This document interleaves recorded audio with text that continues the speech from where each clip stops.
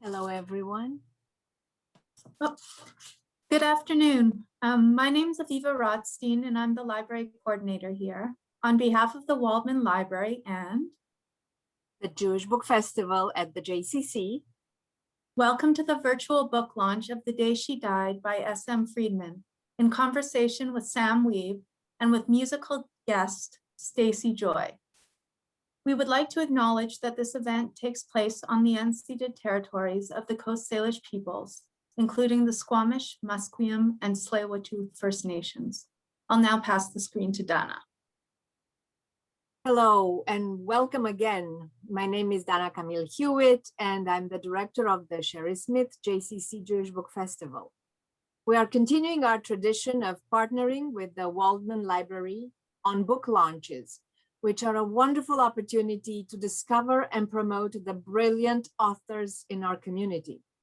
We are launching an exciting new book by S.M. Freedman, and I will just introduce the person who's going to introduce her and interview her this evening, Sam Wiebe.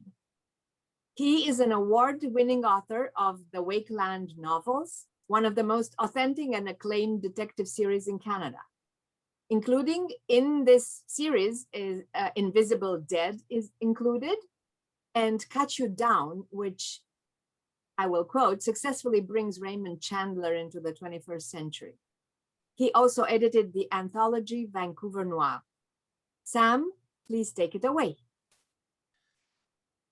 Thank you so much. And I'm thrilled to be here. And I'm just going to give a very brief explanation of the order of events. So I'm going to introduce Shoshana, and then she's going to do a short reading from The Day She Died.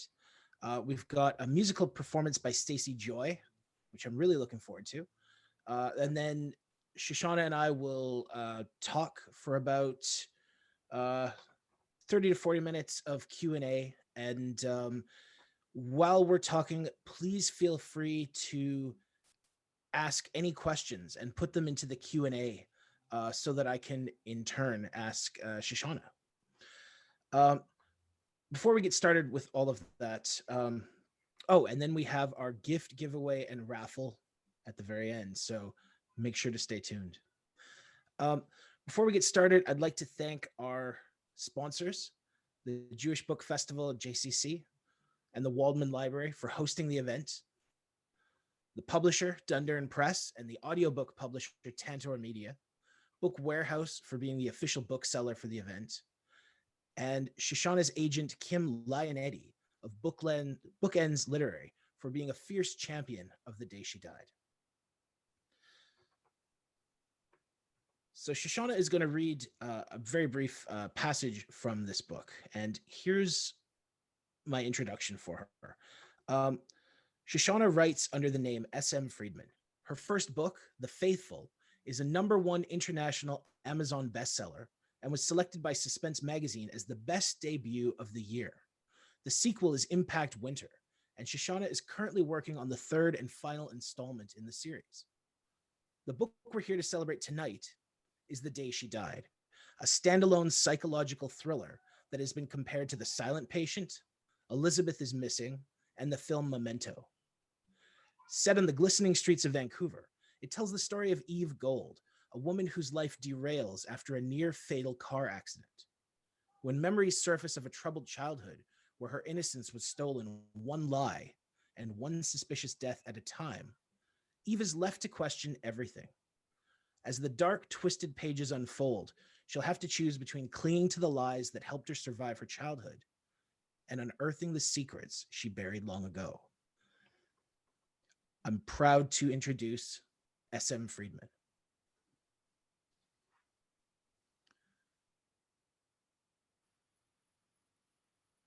Thank you so much, Sam. Thank you, everybody, for being here. I wish I could see all your faces. It would be really lovely to see you, but I'm glad that we are all able to meet here from all areas of the world and be safe in our homes. And hopefully most of you are wearing sweatpants or something comfortable and have a nice cup of tea or a glass of wine with you. I'm going to read the beginning of The Day She Died. I think I'll just start right now. Eve Gold wasn't surprised to die on her 27th birthday. The angel of death's greasy fingers had been pressing against her spine for 10 years, maybe longer. And in the underground of her mind, where truth squirmed away from the light, she knew that it was just a matter of time before press turned to shove. No, death wasn't much of a shock. The real surprise was everything that followed. She left the gallery early, hoping to get home before the storm hit. 6 of her paintings about life on Vancouver's downtown east side were set to debut the next day as part of the Other Side exhibit. After years spent hiding behind her role as an event coordinator, her artistic debut was causing Eve heartburn and night sweats. Her birthday was a perfect excuse to leave work early. The rain hit as she left the bakery, and it meant business. It pummeled her blind and deaf, and by the time she ducked under the Starbucks awning to wait for the southbound bus, she was soaked to the skin. Her feet squished inside her boots, and her hair dripped into her eyes. Even worse, the cake box sagged from her fingers by a twist of string, waterlogged and threatening collapse. Button would be ticked. Over the years, her grandmother had worked hard to perfect and then weaponize the look. Her lips would pull downward and her eyes would deepen into pits of sorrow. The look could penetrate Eve's walls like nothing else, and there was nothing else needed to keep her in line. Which was why she still lived at home, why she had no social life, and why she kept up the illusion that all was well, that she was well. On every one of her birthdays, she'd sit next to her grandmother, choking back coconut cake and watching the Golden Girls on their flat screen TV, smiling and laughing and pretending she was glad she'd been born. She did it for Button, who cried less often, but still roamed the house at night in search of some lost object she would never find. Wherever Donna had gone, she wasn't stashed behind the linens in the sideboard. Lightning cracked, and across the street, the courthouse's glass atrium mirrored the blinding flash. Her mother had died in that building, and Eve wondered if Donna still haunted those darkened courtrooms, unable to sleep until justice had been served. Shaking off a fresh surge of apprehension, she turned away from the damp wind whipping around the corner. She pulled her scarf over her nose and mouth and breathed deeply of the woolen fabric, hoping to mask the acrid smell of coffee. The scarf still held the clean scent of her moisturizer, which didn't remind her of her mother in any way. From the corner of her eye, she watched a man step through the sheets of rain pouring from the awning. He wore a long overcoat and fedora. His shoes were square-toed and highly polished. He paused at the door to the coffee shop, turning to her with a friendly smile. Eve? He looked familiar, and her first thought was that he was one of the art gallery's trustees. She could never keep them straight. Hector had once made her a chart of all the old farts she shouldn't offend. He typed their names under their pictures in a screaming red font, as though trying to burn the information into her brain. It hadn't worked. The man cocked his head to the side, as though waiting for her to recognize him. You look just like your mom, like Button, too. Was he one of Donna's old colleagues? But no, he knew her grandmother as well. Seconds stacked up, and Eve was still drawing a blank. I'm sorry, where do I know you from? His smile widened to reveal the stained teeth and pale gums. Just take my hand. I'll stay with you. She stepped back, pressing against the glass display window. It felt cold and slick against her back, even through the fabric of her coat. He moved closer, reached for her hand. His ring finger was gone from knuckle to tip, which sparked a jolt of recognition she didn't have time to process. His eyes were the color of dark amber. She wondered if they'd spark in the sunlight, just like hers did. Donna used to say she had eyes like fool's gold. Take my hand, he said with more urgency. No, she wanted to say, but never got the chance. Tires screeched. followed by a loud popping noise. Her body lifted from the ground and slammed through the display window, which exploded in a spray of glass sharp enough to pierce even her lye-toughened skin. Eve flew over people and chairs and tables like a broken missile. The cake box soared from her grip. People scattered for cover.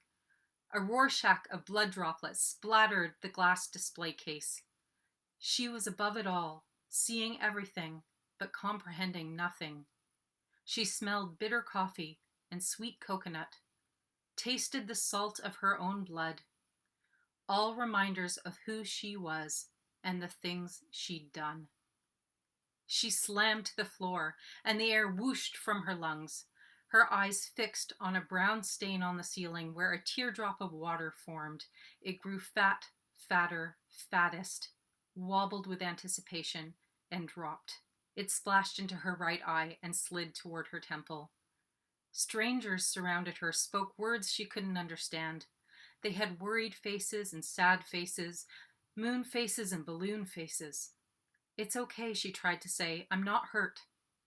To her left, a woman screamed. It was like an electric shock that jolted Eve's body to life. She tried to look, and the bones in her neck ground together with a protesting creak. Her head felt soft on that side, mushy. The front end of a silver Lexus wedged through the Starbucks window like a ship run aground. The hood was crumpled, dripping, one headlight smashed. And of course, it was silver. Silver like moonlight on a pond or secrets kept. "Take my hand now. It's time. Let me help you."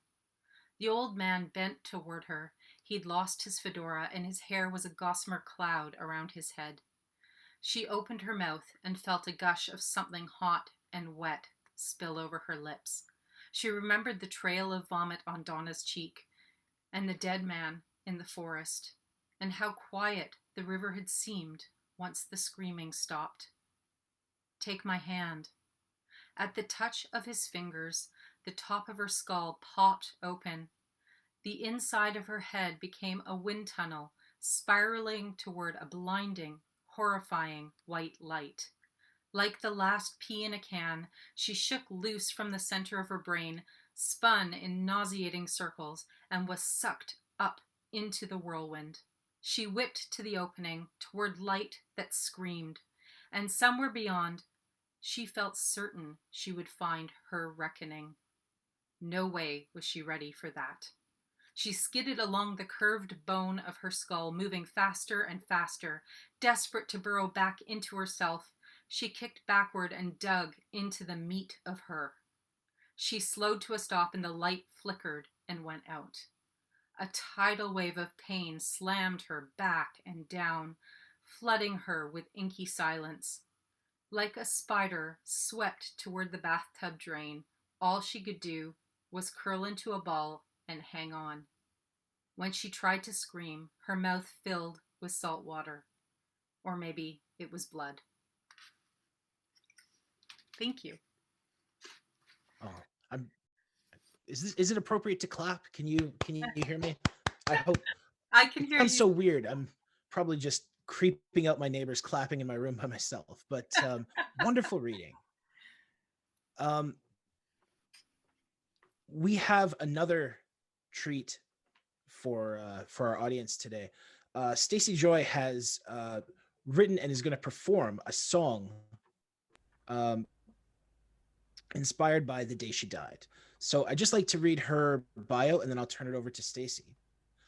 Stacey Joy's music has been described as a blend of Americana, swing, folk, and blues. Her first album, The Journey Unfolds, was nominated in 4 categories in the 2017 New Mexico Music Awards and won for Best Americana. In 2019, her second album, There's Magic Here, was a finalist for Best Adult Contemporary. Compared to artists like Nora Jones, Carla Bruni, and Jewel, she's been praised for her sultry vocals and evocative lyrics, and for creating music that is raw, soulful, and alive. And you can find her at staceyjoymusic.com. Stacey, please take it away. Thank you, Sam. Yes, so I wrote this song inspired by Shoshona's book, and actually haven't thought up a title yet. So I guess it's just a theme song to the day she died. I'll keep it at that for now.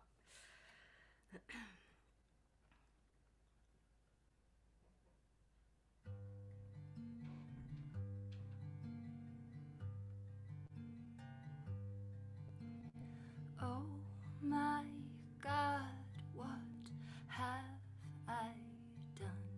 I gave my body to a hunter with a gun.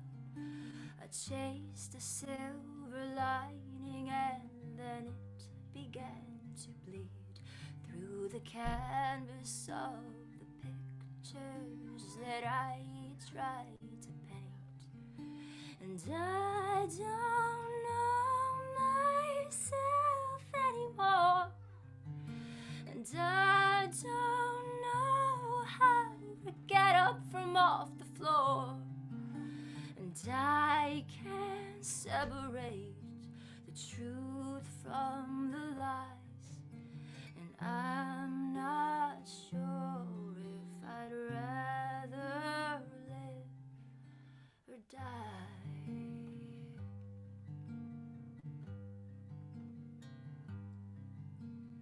Oh my God, what have I become?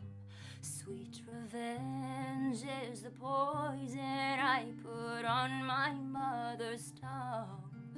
The darkness, it enfolds me and I like it darker still. Don't want to let the light in cause of what it might reveal. And I don't know myself anymore.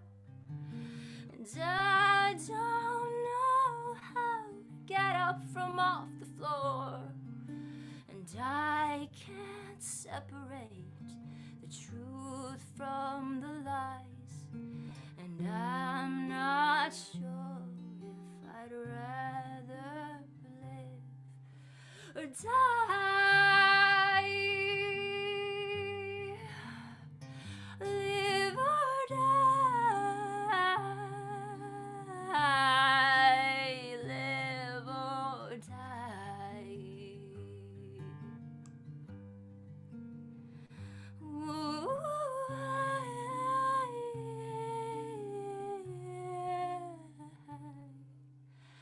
if life is all a choice, then I forgot to live.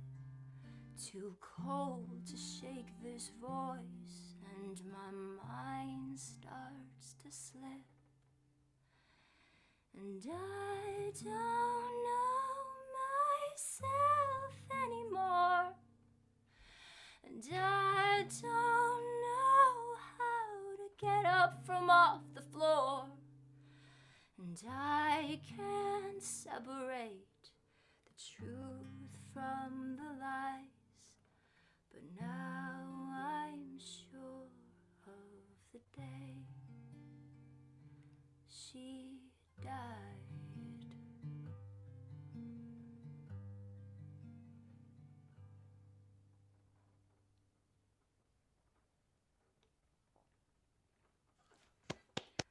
Thank you very much. Oh, wonderful.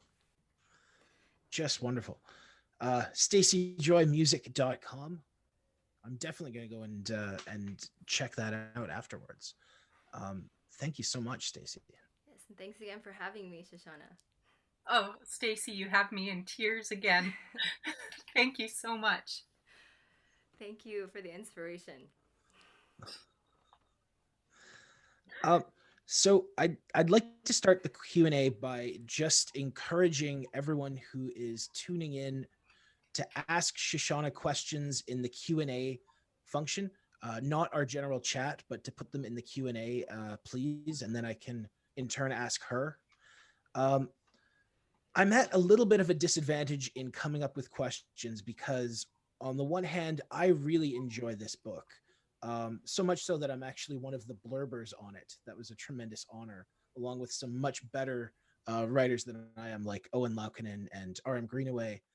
Um, on the other hand, it is a thriller with some great twists. So I almost don't want to say too much about it because I don't want to ruin anything. But why don't we start with if you could just explain a little bit of how you came to write the book, because I know that you mentioned in the introduction that a lot of the ideas that you have come from sort of the sleepless night, staring at the ceiling, thinking, "What if?" So, what's the what if that inspired The Day She Died? Yeah, it's a great question, Sam. I was one of these children who had horrible, horrible reoccurring nightmares. I was just tormented by them.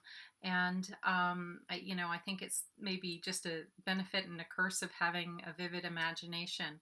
And one of the vivid nightmares that I had growing up actually ended up as a cameo in the book. It's a dream that I used to have where I'd get strapped into this chairlift, and instead of going up a mountain, I would be going down into these very deep, dark pits of hell. And I knew that I was going to be tormented and tortured for horrible things that I'd done, which, of course, I'm a child. I don't think I'd done anything wrong. But it was a few years ago, instead of sleeping, I was thinking about that dream. And really, the reality of my own mortality really hit me in that moment. And I was thinking, what if I came to the end of my life, and instead of living the, mundane kind of easygoing life that I've actually been fortunate enough to live, what if I got to the end of my life and horrible things had been done to me, and I'd also done some horrible things? I'd been both a victim and a perpetrator in my own life. What would I do in that moment of reckoning? How would I respond? And that's how Eve was born. Yeah. And that's a great segue to talking about Eve. Um, One of the things that strikes me about her as a character is her very fraught and complex family relationship. And I don't want to put you on the spot and ask if that was suggested by your own family, because hopefully we want to survive. But could you talk a little bit about her character and the relationships that are important to her? Yeah, Eve is a girl who has very few people in her life that are loving and dedicated to her. And it's a deep wound that starts from a very early age with her. She has a very difficult relationship with her mom, Donna. And she doesn't know why. She doesn't know why she grows up with this mother who doesn't seem to actually like her, and seems to have a lot of internalized anger and frustration towards her that Eve doesn't feel like she's done anything to deserve. And it's not until quite late in the book that she learns the reason why Donna has that anger towards her. But so Eve has that. She has a wonderful friend when she's young who unfortunately doesn't survive their childhood. And then the only person in Eve's life that she really has, who always has her back, is her grandmother, Button. And so she clings to her grandmother, and she nurtures that relationship as much as she can. Button is probably my favorite character in the book. I really enjoyed her. Um, and it's funny, just to go back to something you said, I don't know very many people who would consider being both a private investigator and a best-selling author as being mundane, everyday life. I have to ask, as someone who writes private eye fiction and loves it, um, what were your experiences like working as a PI, and how did that shape your approach as a writer, if at all? It really did. Actually, the two things I did before I became a writer, or returned to writing, because I did it when I was very, very young, and it was always what I wanted to do. I mean, if you asked 12-year-old Shoshana, what do you want to do when you grow up? I wanted to be a writer. And I wrote terrible, terrible, embarrassing, romantic, stories, preteen stories and stuff that hopefully will never see the light of day. But I did, my background is in theater. I went to the American Academy of Dramatic Arts and I studied acting there. And then I came home to Vancouver and I was a private investigator for almost a decade. And the theater, I think, really allowed me to deep dive into a person's psyche and develop characters. That's one of the things that you do when you're acting is you take a character and you have some information on the page, but you have to create an entire life and backstory to really enrich them. And so I think the theater background really allowed me to do that. And then the private investigation background, I think that actually really helped me to research, to really be able to dig in and research and go below the surface and be able to not trust what seems obvious on the surface of things. Yeah. It's such a different business than people think it is. And Yes. from what is portrayed in Humphrey Bogart movies, Yep. I don't know if you were clouted over the head and knocked unconscious or, drank a lot of bourbon on the job, but what were some of the daily tasks that you did? And do you have any great stories or anecdotes that you could share? It's funny. It was a job where I spent a lot of time sitting in my car.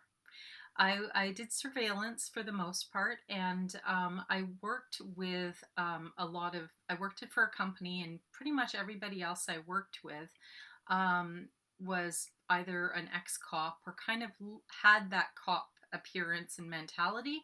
And I was this weird, girl in my 20s who looked innocent and could get away with anything. So I was the person that everybody sent into situations because nobody ever suspected me of anything. So I got away with it all. I could get right up close to, the people we were investigating and be right there. And the acting actually came in a bit handy there too, because I could kind of quickly change roles or change characters and become a slightly different person as well.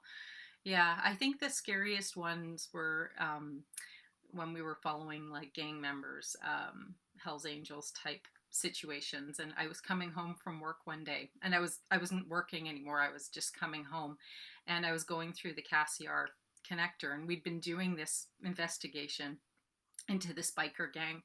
And as I was going through the Cassiar connector, which for anybody who doesn't know is a tunnel, I was suddenly surrounded by a whole bunch of guys on bikes as they were kind of going through the tunnel. And all of a sudden, I'm just surrounded by 20 guys on bikes. And I think I just about had a heart attack. They had nothing to do with me. They weren't following me. They were just on their way to something. I don't know what. But that probably aged me 10 years right there.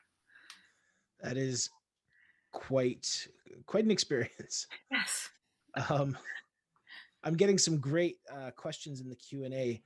Steve, it seems like Steve is someone who worked with you. He says, tell them about the investigations in the desert with mom and the kids. If that's an appropriate story and you'd like to share it, go ahead. If not, we can. Investigations in the desert with mom and the kids. I'm not even sure what that is.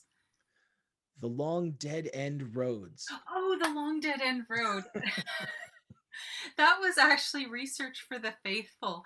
After I wrote the first draft of it, I went on a road trip with my mom and my kids, who were quite young at the time. My daughter was just not much more than a baby, and we were trying to find this White Sands Missile Range. They have these telescopes in a certain place that I wanted to find because my main character worked there.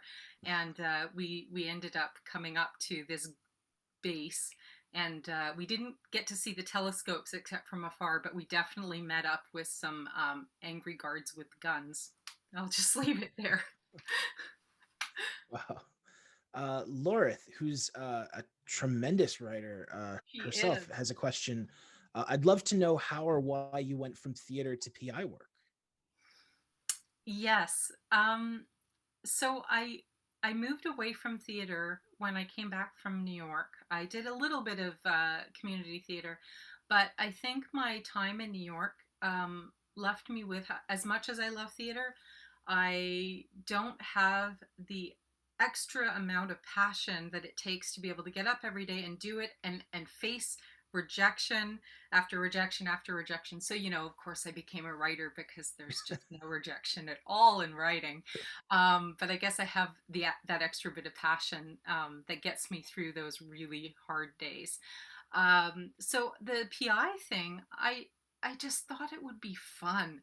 And I kind of fell into it backwards. I knew somebody who knew somebody, and I got hired on as a trainee, and I had to do my 2 years of under supervision to get my full license. And I was just really fortunate. It was a great time to be young and doing something very bizarre and interesting. Yeah. That's awesome. Um, we have so many great writers in the audience. June, who's Oh, also a very good writer. June, She one of my asks, the favorites. cake box and its fragility is such a compelling image. I totally agree. Where did it come from? Without spoiling anything, um, could you talk a little bit about the cake box and that image? Goodness, I wish I remembered where that came from. I love cake. Um, I have a slice of it waiting for me that my neighbor brought over because she's very kind, and it's waiting for me for after. Um, I don't remember where that image came from. Some of the things that I write, and I'm sure the other writers in the audience, maybe I'm probably not alone in this. Some of the greatest things that you write, you have no idea.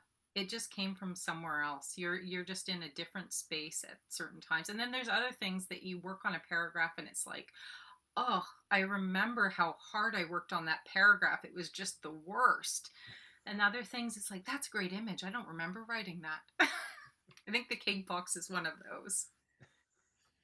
It's hard to know how to answer those things because of the type of book that it is. Um, One thing that I wanted to ask you, and then I'll get back to some of the audience questions. This book is set in Vancouver and it's set in the art world, which is not an area where I can't think of another book set in the Vancouver art scene. So, um, not just the galleries and places like that, but Emily Carr is mentioned. And would you like to talk a little bit about how, if you had to do research for discussing the art world, and what drew you to that as a setting? That is a great question. That is truly an homage to my mom.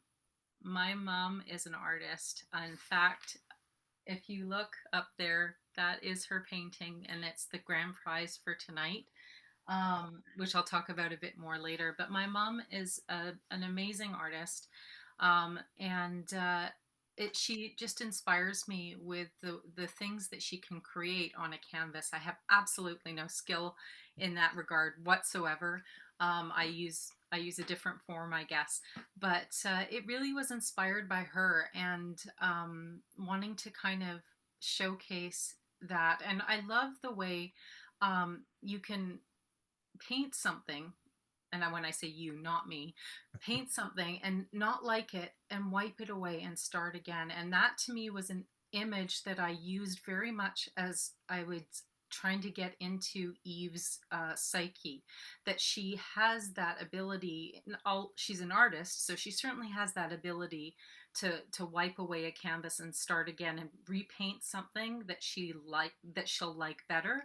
But she does that with her life too. That's how she survives her life, is by just wiping away the horrible things that she doesn't want to think about and repainting them in her head with things that are better, more appealing, or give her more peace. So she does a great job of lying to herself. Yeah. It strikes me that painting especially just lends itself to interpretation, and so much of the book is looking at the events and trying to figure out what they mean and what caused them and what the true interpretation is. And I mean, I think that you evoke that world very very, very well. On the same topic, when you set out to write the book, did you know that it was going to be set in Vancouver originally? I really didn't. I had the first draft of the book. I don't think I mentioned Vancouver. But at the same time, it was very much the Vancouver atmosphere, and the atmosphere became more and more important as I continued to write. It almost became like another character, this dripping in fog, and I created kind of a fictionalized area along the Fraser River, which is where I live.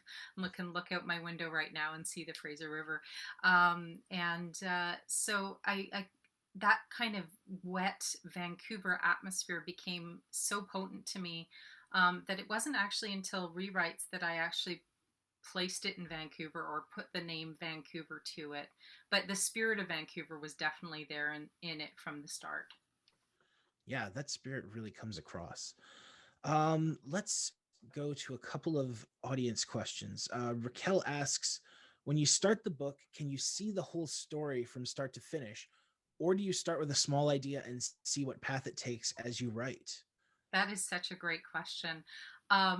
No, I can't see the whole thing. I can see bits, and it's funny, as writers, we often have this debate amongst ourselves about, are you a pantser or a plotter? So a plotter is, somebody who writes out the whole plot of the story before they get down to it. And a pantser is somebody who just flies by the seat of their pants. I'm somewhere in between.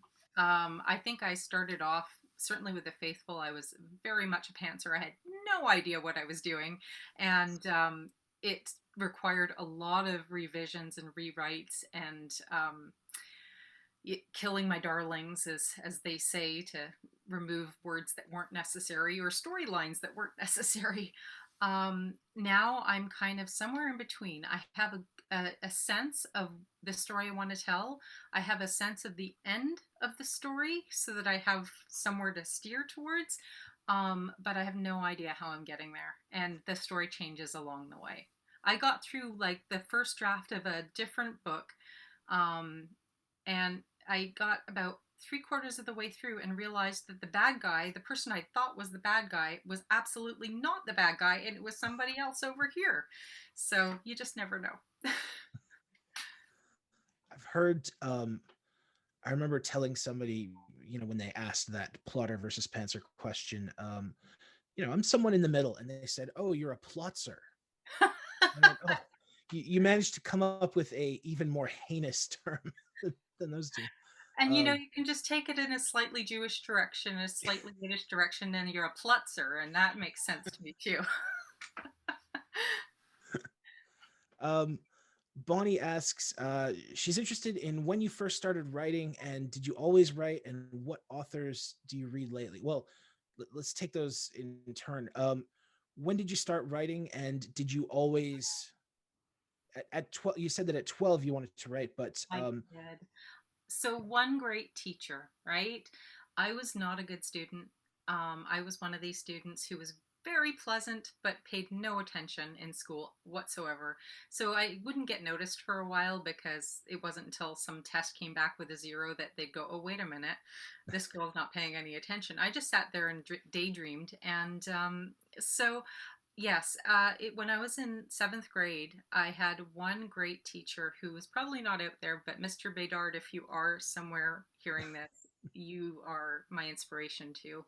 And he just, instead of seeing me as my other teachers had seen me and saying, this girl just doesn't care, she doesn't pay any attention, she's really pleasant about it, but, she's got to do some work. He said, "Oh, you're creative, you're a writer." And he really encouraged my writing. And I think that was my turning point right there. So at 12, my turning point, my desire, I want to be a writer. Of course, I took kind of a strange route to get back to it, but I'm quite glad I did. I think one of the questions was, who am I reading right now? Yep. And I don't know if you can see behind me, I have a whole bunch of books. Most of this is my to be read pile. And some of these are ones I've already read, but you can see I've got my June Hutton books up there, and I've got my Hannah Sullivan book up there, and a whole bunch of good friends also, and a whole bunch from Dundurn Press that I've recently purchased. I'm supporting Dundurn Press with my own wallet, all on my own. You're probably having a great financial year just because of the book purchases I've made. And so I've got a whole bunch of books up there that I am working through bit by bit. Eddie Boudel Tan is my next read. Nice. Oh, that's great. Andrea asks, are you working on another book now? Well, this one just came out. Give her a chance to Come get on, it out. man. Yeah, well, but by the time a book comes out, it's like you wrote it so long ago. You're like, right, what was that book about again? I got to get myself back in that headspace, because you're already on to the next one or even maybe the one after that. So yes, I have a book that is completed. It's called Blood Atonement. At least that's what it's called at the moment. But my titles tend to change because I'm not very good at picking titles. So that is completed and waiting, and hopefully I'll have some news on that soon. And in the meantime, I'm also writing a potential first in a series that the main character is an Elvis impersonator and a process server, and it delves deep into actually Jewish mysticism, which if you know much about Jewish mysticism, which I didn't, I'm doing a lot of research for this. It's scary. It's as scary as, like, what most people would know about from like the Catholic religion, the demons and the underworld and the this and the that. Judaism has all of that and more, and we just kind of take it in a very different direction and a different way. So I'm exploring that right now. Oh, that sounds great. Are you an Elvis fan? I am actually. I was a really big Elvis fan when I was a kid, and I think I can thank my mom for that too. She got me into Elvis, and I think she was beyond thrilled when that took hold, and I just wanted everything Elvis for a while. I love him. Yes, Do you like young Elvis or old or everything? I kind of like it all. Yeah, he's got his phases, as we all do, right? I like it all. I wish he'd had a longer life. Yeah. Yeah.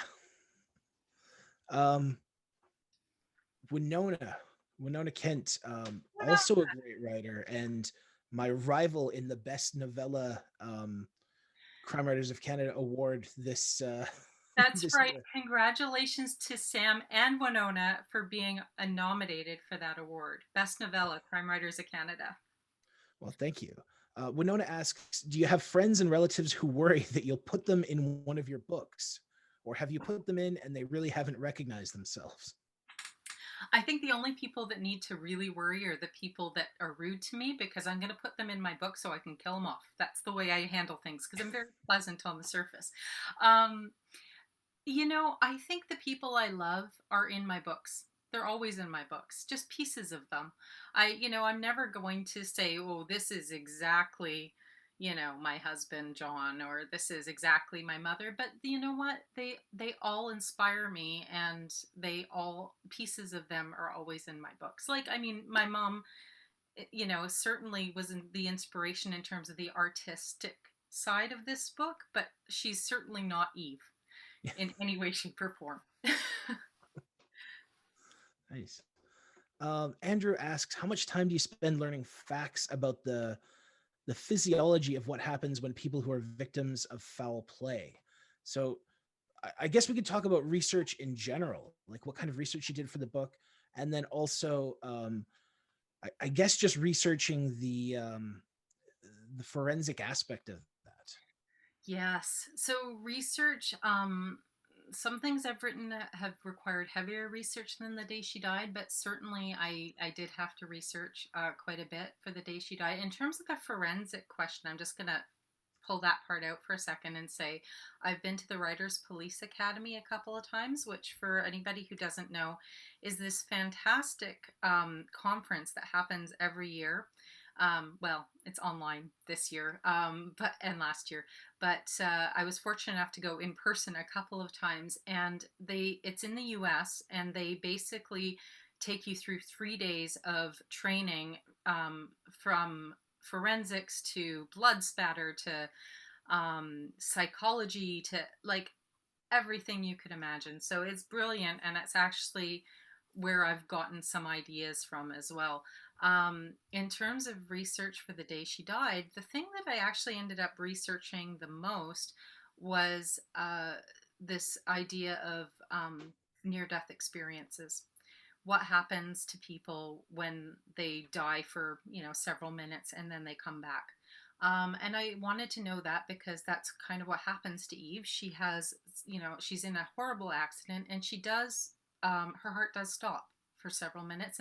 And so I wanted to kind of know, well, what would have happened to her in that time? What would she have experienced or gone through? And that aspect of her, experience kind of, even though she doesn't necessarily remember it, haunts her throughout the rest of the book. It kind of creates this fog around her. So I spent a lot of time researching that, and I actually found it really interesting to learn. I saw this one study that was done with thousands of people throughout the world who all had near-death experiences. And of course, they've got different religions, different cultures, and all of that. And most of their experiences were very, very similar. And I thought that was really interesting.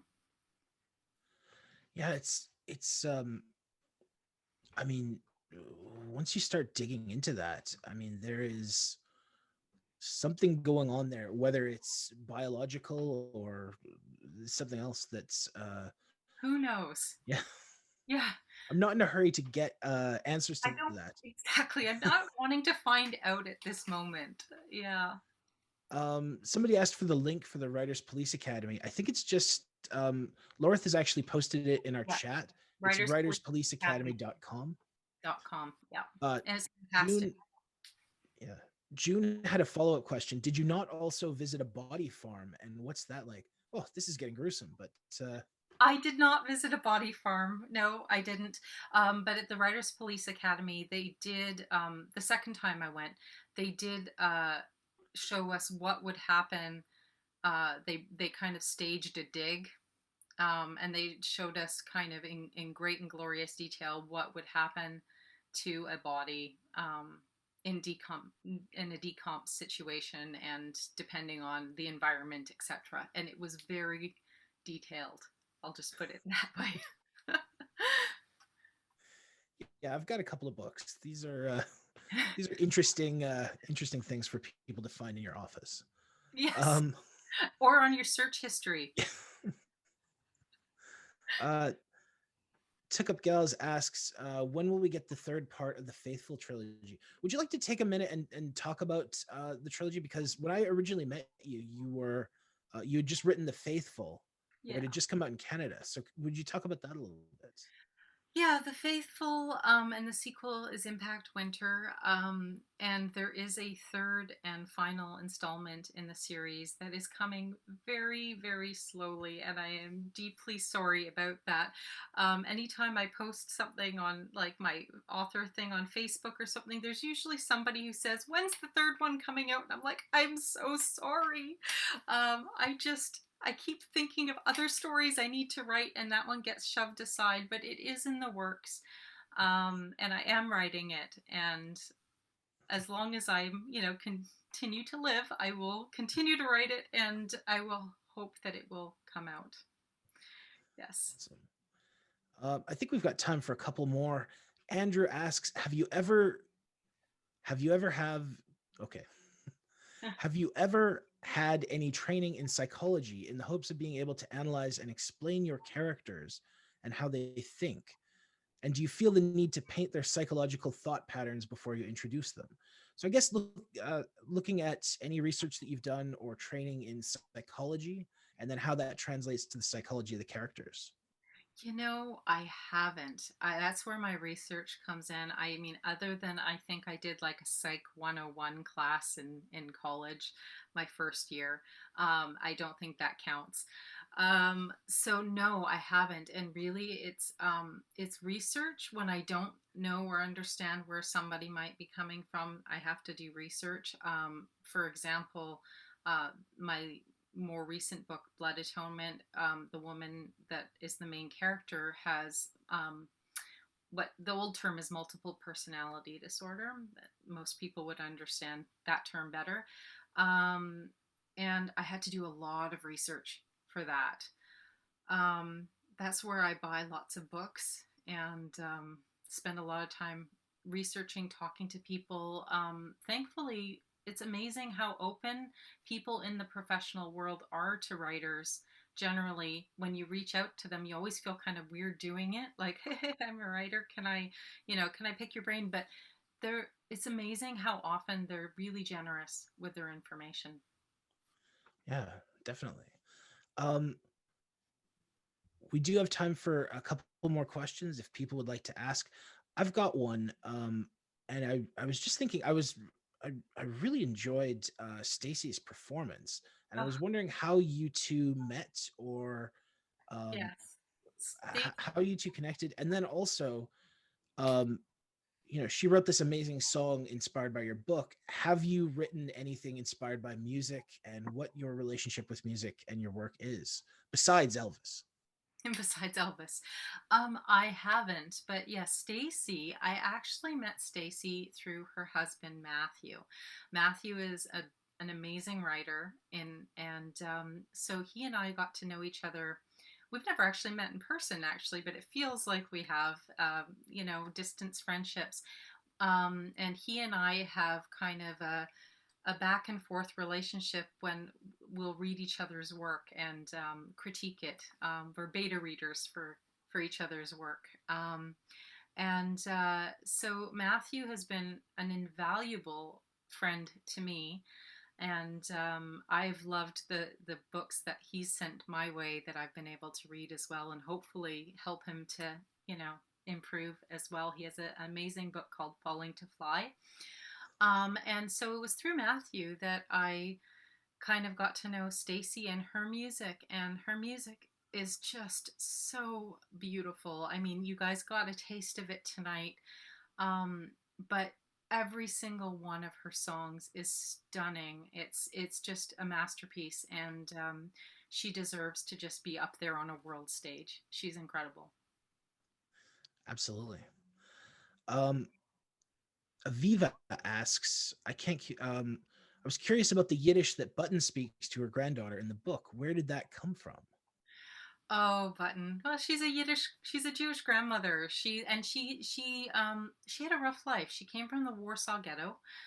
She survived the Warsaw Ghetto and came over to Canada. And so when she's talking to her family or her granddaughter or something, she has these sayings and they come out in Yiddish. And then, I've hopefully done a reasonable job of translating them so we can understand them. There's some beautiful Yiddish sayings and phrases and expressions that really capture something, a situation or what have you, in a way that you just can't in English. So I wanted to bring that Yiddish part of the story in with Button. I love it. Um, Jenny asks, trying to avoid spoilers, but there is a significant location from Eve's childhood that she keeps returning to as an adult. Is this based on a real place?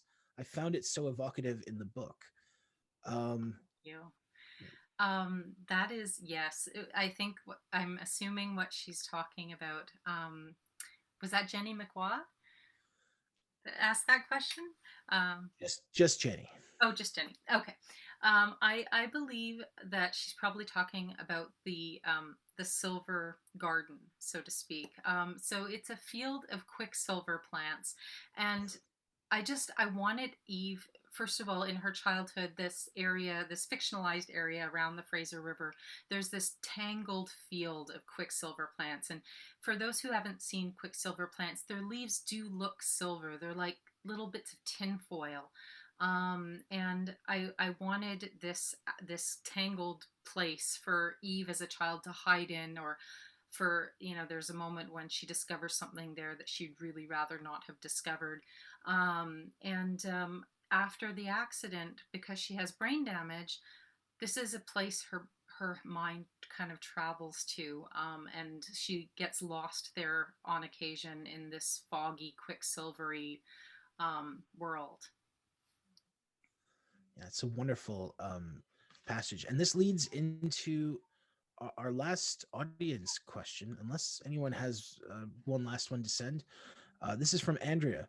One thing that stands out to me in your writing is your incredible descriptions. How do you come up with things like inky silence and the myriad of others throughout your books? And I think Andrea is absolutely right. Your descriptive powers is terrific. Could you talk about how you go about describing something? That is such a great question, and I am not sure I know the answer. I I think that those the descriptions that I find are usually the ones that I find when my brain is elsewhere. And I think it actually comes through me in terms of my senses. I'm always trying to, as a writer, you're trying to pull in all the senses. Like, well, okay, instead of saying I walked here, it's like, well, what did it feel like? What was the air like on my skin? What was, what's the taste in my mouth? So you're always trying to pull in those, and then you're trying to say something better than it was wet. So um I don't know. I think that that's just where my imagination starts to just go off in its own directions, and something magical sometimes happens, and sometimes it's really, really hard. Well, The Day She Died is a fantastic thriller. I encourage everyone watching this to pick it up. Please pick it up from Book Warehouse or a local bookstore, although we do have links to Indigo in the chat. Before we end, we have a gift giveaway. And I'd just like to say personally, thank you so much for letting me be a part of this. And it's so nice to do an event and not have COVID come up once. I think I'm actually mentioning it for the first time. So thank you so much, Shoshana. And I think this is just a terrific book. Thank you, Sam. And I just want to take a moment before I go right into the gift giveaway to thank you, Sam, for doing this with me. You were like my emotional support, Sam, up here. And I really appreciate it. I was so grateful when I reached out and asked you to do it, and you said yes. And Stacey as well. I don't think I can ever top your performance of that song. You somehow managed to take my book and the soul of my book and create a song, and I don't know how you do it, but it's just incredible and inspirational. I also really am so grateful to Dana and Aviva and Theo at the JCC Jewish Book Festival and the Waldman Library, because I have no idea how this would have happened without them. I was really worried about how am I going to handle the technical side of a virtual launch. I have no idea. I can't do this. And I reached out to Dana, and she was so kind and so giving of their time. And I'm really just so grateful that they were able to do this for us. I also am really grateful to Book Warehouse, as you mentioned, because they stepped up and are the official booksellers, and they've been promoting the book in store and promoting this event and been so lovely and supportive. They're really lovely, supportive of their authors, and it's really great. I also wanted to thank the amazing people at Dundurn Press, because they took the book and published it, and they are amazing. They're so wonderful to work with. They're so knowledgeable. They're so kind. It's just been such a pleasure to work with them. And Tantor Audio, who did the audiobook, they've been amazing as well. And my incredible agent, Kim Lionetti, who is just such a huge champion for this book and for my writing in general. I just, it's such an industry of rejection And she just keeps pushing and pushing and trying. And I just am so grateful to have her in my corner. She's like a little warrior out there for me, and I just love it. Also, I mean, I have a family, my husband, John, who is the coffee in my cream, which means that nothing happens without coffee. So nothing would happen without him. And my mom, Cheryl, who I've mentioned a couple times, she's such a huge support. And she's also my most, she's my best mystery reader. If I can slip something past her, I know I can slip it past just about anybody, because she just picks up everything. So I don't know what I do without her reading my early drafts and telling me where I've gone wrong. And also just everybody that's here, my friends and family. Like I said at the beginning, I wish I could see your faces. I can feel the love and support, though, that you have here for me. And I hope that at some point in the future, we can do something like this in person. That would be really, really lovely. Okay, so I'm going to go on to the gift giveaway. Now, I have a bunch of numbers in a bowl, and the numbers are going to associate with the list of people who signed into through the event site, the brown paper tickets. And so I'm just getting that list up. Now, I was going to do 3 gift giveaways, but a couple days ago, Tantor Audio gave me some codes for free copies of the audiobook of The Day She Died. And I'm going to add those in. So I'm going to do 2 audiobook gift giveaways. And I know that some people love audiobooks. Some people would prefer to read a book. If you don't want to hear the audiobook version of it, please pass the code along to somebody you know who would. And that way we can kind of pay it forward a little bit. So the first number that is going to receive an audiobook is number 68. Oh, number 68. So I wrote this one at the last minute. I think this is Lorith. Lorith, and by the way, I have everybody's email addresses, so don't worry about that. I will contact you afterwards to get your information or what have it.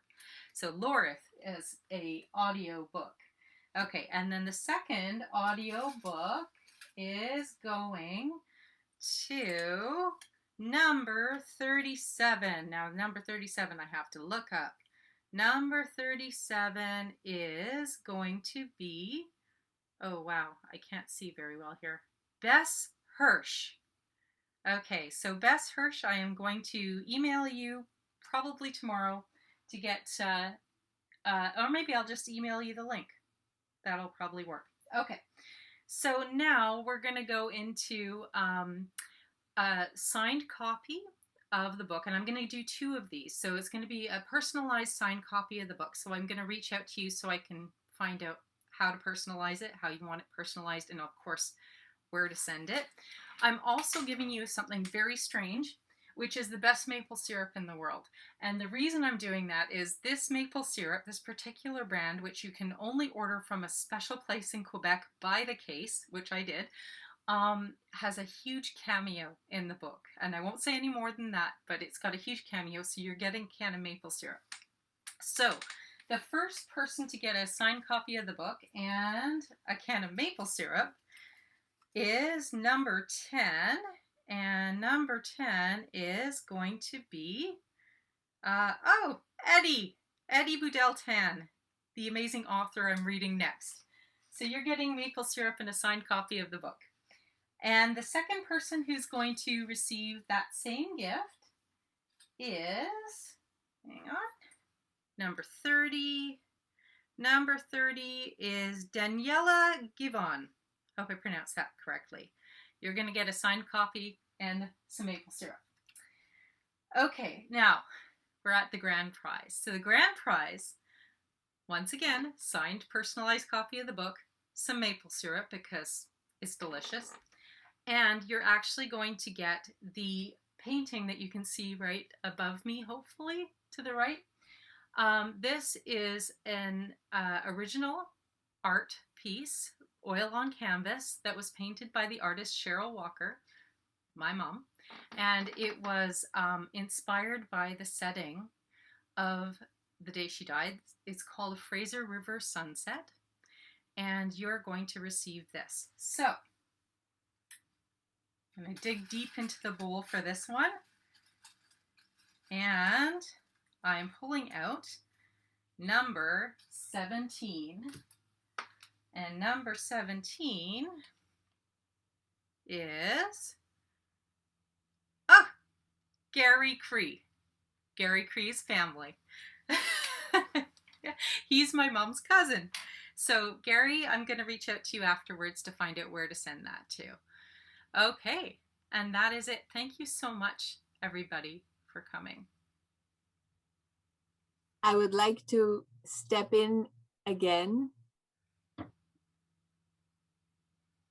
I would like to step in again together with Aviva and thank you, Shoshana and Sam, for an amazing conversation.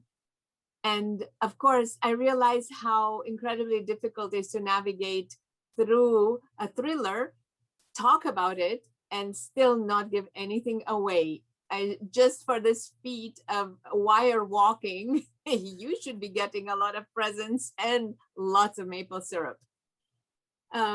I'm very, very happy we did this. When you reached out to us, to me, Shoshana, I remembered your beautiful presentation from a few years ago at the Jewish Book Festival when you were part of the literary quickie with the faithful, and you had just also published Impact Winter. So when you reached out to me, I thought, Shoshana is family. We're definitely gonna do this book launch. And we're very, very happy we did this. And it was wonderful. And thank you, Sam. Thank you, Strauss. Thank you, Stacey, for a gorgeous, gorgeous song. And thank you, Aviva, for doing this together. It's always fun when we partner on things together.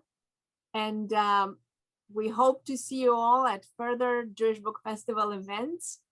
And just can't wait to read because I didn't get around to reading it, and now I will. It's straight going to the top of my pile by my bed, which is at least similar to yours, if no more.